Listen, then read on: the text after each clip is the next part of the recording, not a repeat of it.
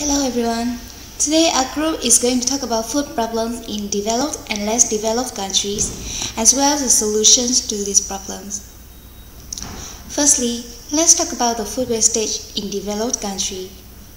We all know that food is essential to survival. However, in developed countries where people can easily get access to food and can afford an acceptable variety, quantity and quality of food, they easily develop such indifferent attitude toward the conservation of food. It is a very common scenario in Singapore, UK, USA or other developed countries to see a large amount of food being thrown away at a fast food restaurant or after a buffet where people have taken more food than they need, and also a large amount of food is spoiled at the supermarket due to improper storage of food. In Singapore alone, 2011, 680,000 tons of food was wasted. It is also in Singapore from 2010 to 2011, the rate of recycling of food dropped from 16% to 10%, showing a potential future problem of food wastage. So much food gone, how does it impact us? This large amount of food being thrown away contributes to the increasing amount of waste which the government is trying to dispose of every year. It is even a bigger problem for land-scarce country like Singapore. With so much waste and so little space, where can it all go? Furthermore, when all of these waste decompose, they will contribute to an increasing amount of greenhouse gases in the atmosphere, which will inevitably lead to the greenhouse effect and also global warming.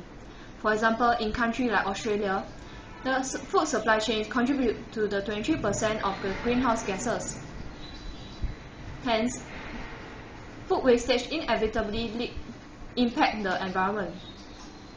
Wastage of food will also lead to social issues. Food is a precious resource. By wasting it, we are setting a bad example to the future generations of Singaporeans. This is because when we waste food, we instill a wrong mindset into the younger generation. They may become complacent, thinking that food is always available and infinite. Furthermore, the country is always spending a lot of money and resources on buying food. When our countrymen waste a lot of food, all of this money and resources, which can be used to develop other parts of the country, will also be wasted. The seriousness of this problem will be better understood when we take a look at the problems faced by the LDCs. Do you know that in less developed countries like Uganda and Cuba, people are facing a shortage of food, unlike in Singapore, where there is a surplus of food? In fact, statistics have shown that in 2010, more than 925 million people are facing food shortage. That said, more than 1 out of 7 people are facing food shortage, and they do not have sufficient amount of food to eat. There may be questions asked. Why are these people from these countries facing food shortage when their main industry is agriculture? Well, firstly, natural disasters such as flood and drought can cause the crops to die off. Most of these developing countries have yet to utilize agricultural technology in farming, hence they are unable to reduce the impact of these natural factors. Therefore, their total harvest will be much lesser than expected. With a poor harvest, they may not even be able to earn back the money initially used to plant the crops. As such, they would have to reduce their consumption of food to ensure that the current supply of food can tide them over this difficult period. Sometimes, the government prioritizes export over import, exporting most of the crops and food out of the country for revenue, while leaving little for their own people to eat. The government may end up using profit earned from the sale to develop the urban parts of the country instead of developing the agricultural sector of the country.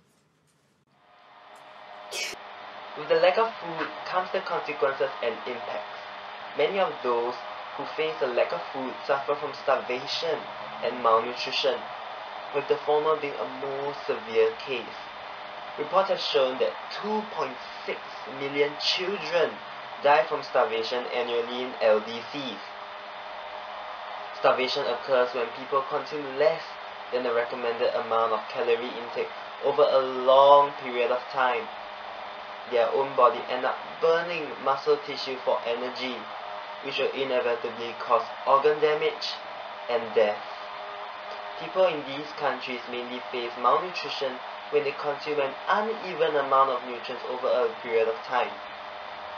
Because of malnutrition, they may develop nutrient-deficient illnesses such as rickets, anemia, which prevents them from working efficiently when they grow older. Overall, shortage of food prevents people from consuming enough nutrients and vitamins to meet their bodily needs, and this will result in problems that damage their health.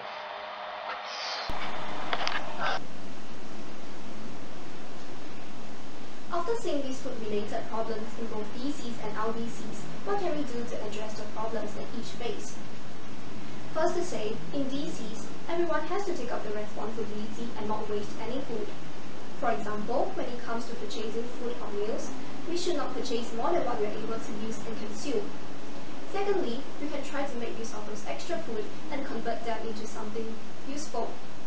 Fruit peels can easily be converted into compost heap or biofertilizers for plants. Furthermore, instead of throwing away those extra cans of food in your cupboard to make way for those newer cans, why not donate them to people who need them? In this way, we are able to provide food to those who are in need and at the same time not waste any food. Let's think about it this way. Instead of throwing your extra sweets away, why not collect them and give them to the needy? I'm sure it will definitely meet their day. In LDCs, the governments play an important role in improving the lives of their people. Governments can help by providing more food subsidies to the people or perform rationing in times of famine. In this way, the people would be able to cope with their poor harvest better and have more to eat. The government should also prioritize their people over the national revenue. For instance, the Thai government has started to limit the amount of rice being sold to other countries so that there will be enough rice for her own citizens to consume. In conclusion, when it comes to the management of shortage of food as well as the wastage of food, both the government as well as the people have important roles to play.